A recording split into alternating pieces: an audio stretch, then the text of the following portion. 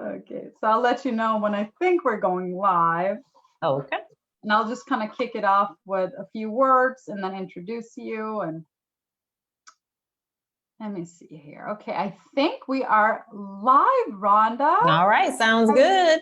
I think it's happening. It's always a little surprise to me. That's okay. All Thank right, you. welcome, Rhonda, and everyone for tuning in to our 8th monthly Colorful Spotlight. And I'm Mia. I work for UW-Madison Division of Extension for Outagamie and Winnebago counties, and I work specifically with Colorful Business Association to work with entrepreneurs of color in Northeast Wisconsin and in various capacity levels, such as putting on this Colorful Spotlight. So this is an interactive monthly spotlight, which is meant to have colorful business owners sharing their business stories, strategies, tips, and tricks. It is interactive, so please feel free to write your questions in the comment box or just say hello to Rhonda or just cheer us. But please hop in anytime. So it is my honor to introduce to you Rhonda Chandler, founder of the nonprofit Loving the Skin I'm In. In 2015. Hi, Rhonda. Hi, how are you? Doing great. Doing really good. It's so good to have you, Rhonda. Thanks for having me. It's good to be here. It is. So I'll just give a little recap of your background, and then we'll hop right into the questions here. So your family, Rhonda, moved in 2015 to De Pere, Wisconsin from Charlotte, North Carolina for a job opportunity. Yes.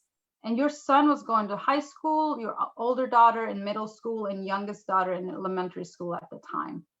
And they quickly noticed a lack of diversity in the area. There were no teachers, staff, administrators, or peers that looked like the children. They were bullied because of their hairstyles, hair texture, and skin color. They even became the brunt of racist jokes and comments. The girls no longer felt confident about who they were created to be. Rhonda knew something had to be done.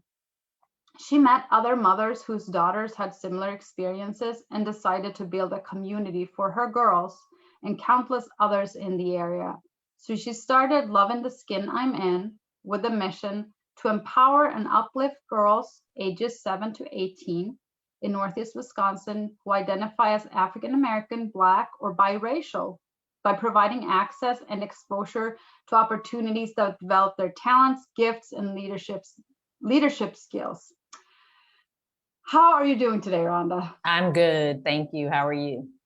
I'm doing great. Good. So, would you mind telling us a little bit more about your motivation to start Loving the Skin I'm In, besides what I've just noted in the introduction?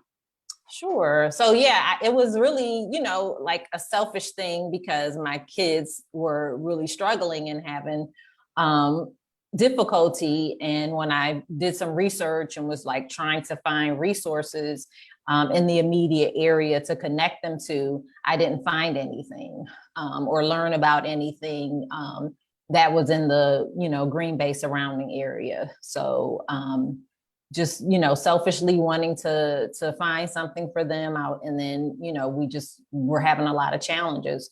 So I was doing a devotional with friends, and the devotional talked about like building community. And then it was like I had this aha moment, like I need to build a community for my daughters. I'm also a social worker. So it was like, what would I do if this was a client, if there were no resources? So I just decided to create a space out of my home. We actually just started meeting and hanging out in my basement. Because I wanted a community for my girls, and I wanted to help with their self-esteem and self-confidence. Mm-hmm. Well, it sounds everything but selfish to me, especially as you're talking about building that community. And can you share any lessons learned being a small business owner or nonprofit owner, however you want to kind of phrase it? And if you found that this pandemic has been kind of how it's been to start a nonprofit during this pandemic? Yeah, so it's a lot, especially when you're like a one-man show, and just starting out, being new to the area. So, just learning resources, and connecting with individuals. But just, yeah, when you're small and you don't have the resources or know a lot of people, a lot of the responsibility, is on you until until you get that experience and start networking. Right. And I did share with you right before we hopped on that I was really admiring your bravery of right when you incorporated into nonprofit, you hopped on and became one of the top competitors in the Northeast Wisconsin pitch competition. And so what you're talking about, well, you're new to the area, you may not have all those connections, but you just put yourself out there and you came in. It was first in the local, right? Second, it was second place for second. Like the Brown County area. Right. Yep. Right. Yep. Right. So so I stumbled across it. I had my SCORE mentor and she helped me devise my business plan, and she worked with me to apply for my 501c3. And then somehow I stumbled upon the information about the pitch competition. So I was like, you know what, I'm just going to try it. Like, I was like, I'm just going to apply. Yeah. And I did, and they accepted my application. And I was like, oh my goodness. So that was surprising. I just love it. And you were talking about the SCORE mentor. So that was one type of business support that you had when you first got started? Yes. Could you speak more to that, or any other type of business support? So when I decided, I saw the need, other girls needed this resource. And I think just like everybody else, last year during this COVID time, it just really gave me an opportunity to kind of think about, what else am I supposed to be doing? There has to be more, to what I'm supposed to be doing. So I reached out to SCORE to specifically get a mentor that had experience in establishing nonprofits, helping nonprofits. So that was instrumental in like everything falling into place and happening. We met sometimes weekly, every other week, just going over everything from, my business plan, the bylaws, articles of incorporation, just everything that goes into applying for my nonprofit. So she's been very supportive, very supportive. That's great to hear. I will put in a link later to SCORE, just because it's kind of like sometimes a well-kept secret to a lot of people. Yep. A lot of people were like, well, what is SCORE? And I was like, oh my goodness. It's, first of all, it's no cost. Right. And you get business mentors, and, they have experience in various areas, accounting, marketing, whatever you need. So, yep, it's a very good resource to tap into. That is really great. Did you feel supported? I mean, this is kind of the impetus of why you started the nonprofit, but have you felt supported in this journey, being a business owner of color in a predominantly white community? Absolutely.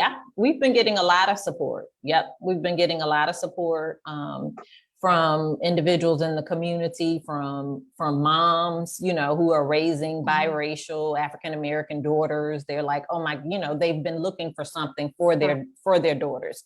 So we are definitely receiving an overwhelming amount of support. Organizations who have reached out to me, UW Extension is amazing. They have partnered with us and are offering us the opportunity to learn to garden this summer.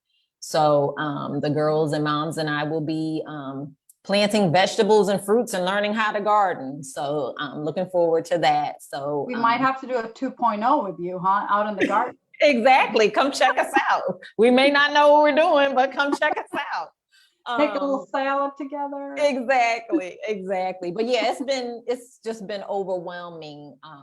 Just the folks that have reached out and offered, information, just other people who were a part of the pitch competition, who, either were judges or who observed the competition, and then, they emailed me and said, hey, and just shared their knowledge with me, or, tap into this resource, or I think you should talk to this person, and it's been great.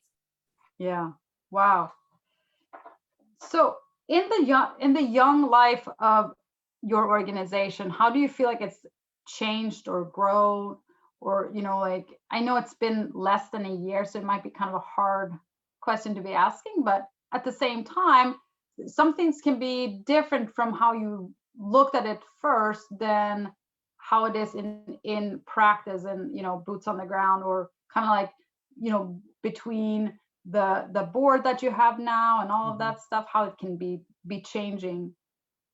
So I would say from the time we started last year out of my basement, we had about 6 to 8 girls that would participate regularly. Since we've gotten back in person, our numbers tripled. So we had like 12 to 19 girls come these past 2 meetings, 9 moms, including myself. And then we now have leaders, young college women, young professional women in the community who are working with the girls, because we break off in groups by, educational level. So we have 5 leaders that are also working with the girls. So, I mean, just over this period of time, it has grown just from, like I said, the 6 to 8 that would either come or, get on our virtual calls, to actually having 12 to 19 girls. And I know we haven't even reached all the girls that need this resource, but I was like psyched just to see, the 12 to 19 show up. Wow, that's pretty amazing. And do the girls come from like all over Northeast Wisconsin, or is it mostly the Green Bay area? We have been fortunate, primarily Brown County area, but we've had some moms come from Neenah in the Appleton area as well.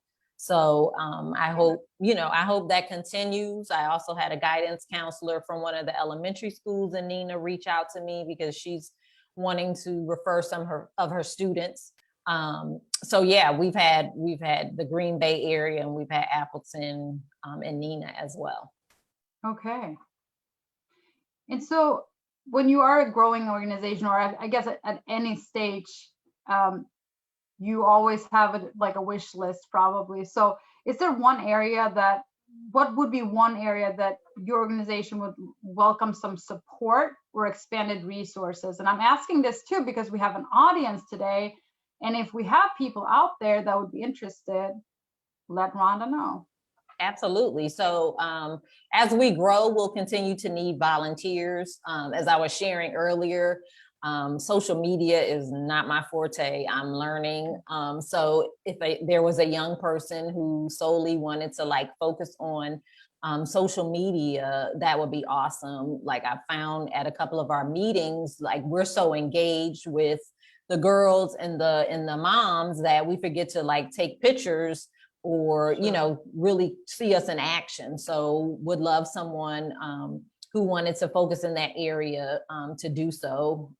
As we grow, we'll need volunteers to work with the girls as well. We are planning a summer series of events over the summer so that the girls can bond with one another, and the leaders. UW Extension, like I said, is offering a garden plot for us, and we'll need garden supplies, gloves and seeds and all of that good stuff to help us garden. So if anybody wanted to donate a gift card or something for gardening supplies, we gladly take it.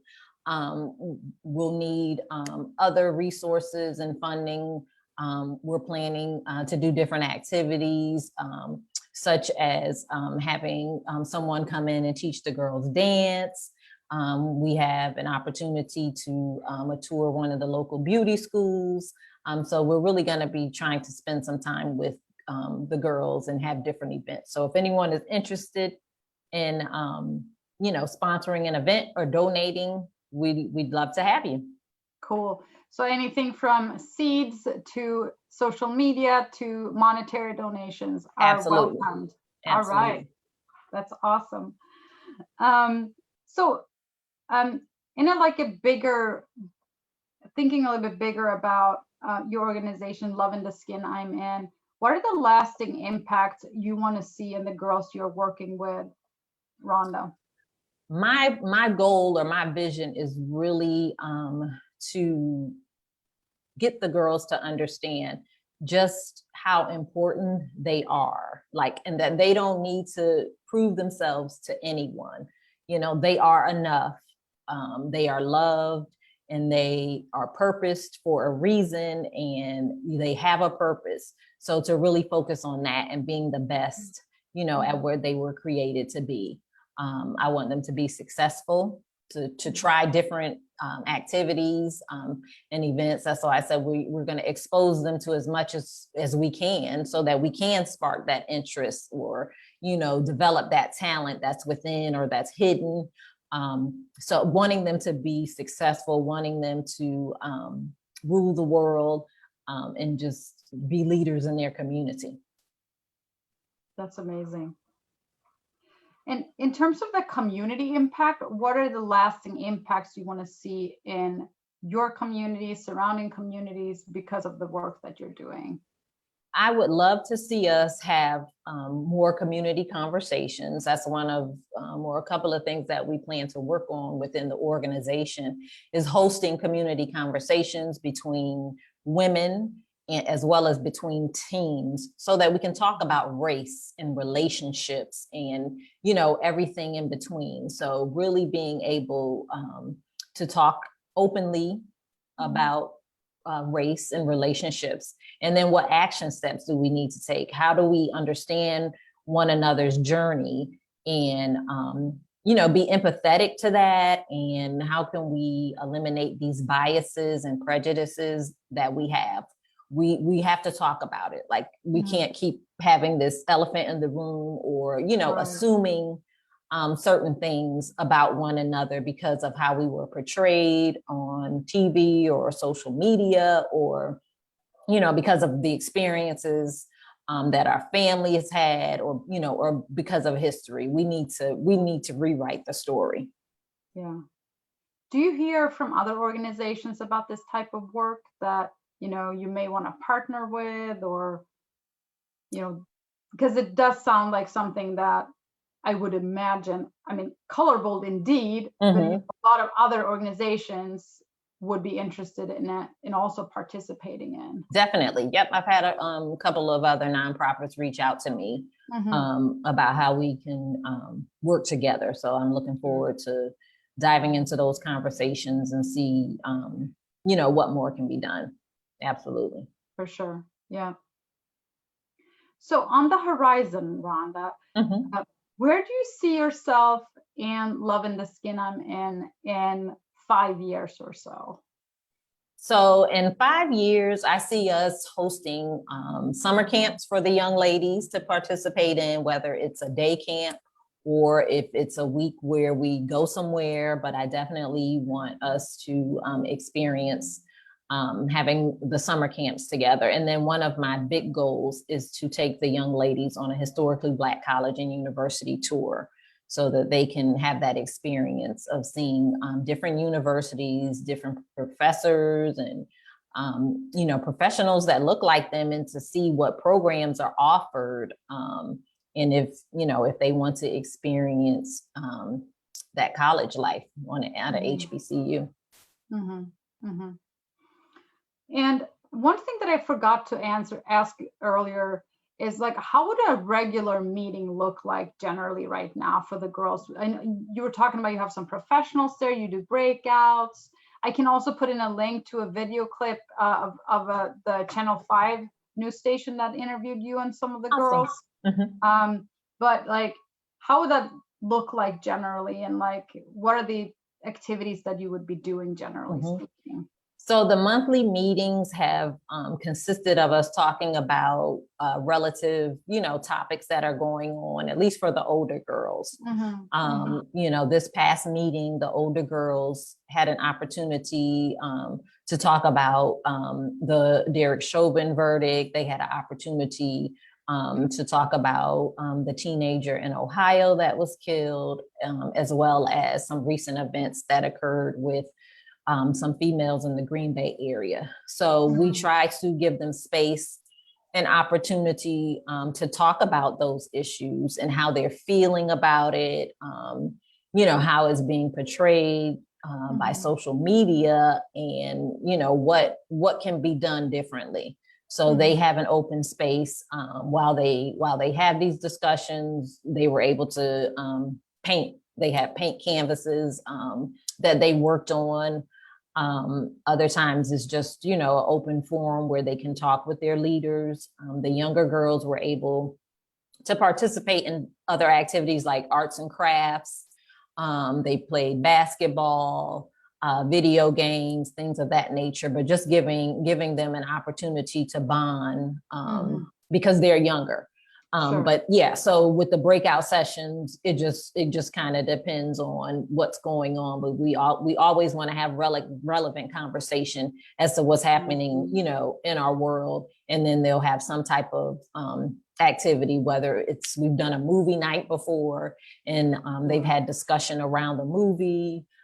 We've done a night where, they just hung out and made s'mores by the fire. And we're just able to talk. We've done a beach trip. So, we have various activities that we want to do, but we also give them opportunity to discuss what's going on. That makes sense. It sounds like the perfect kind of space between like this open space, but then also safe space. Right. And it sounds like they really are forming relationships. They are. They really get along.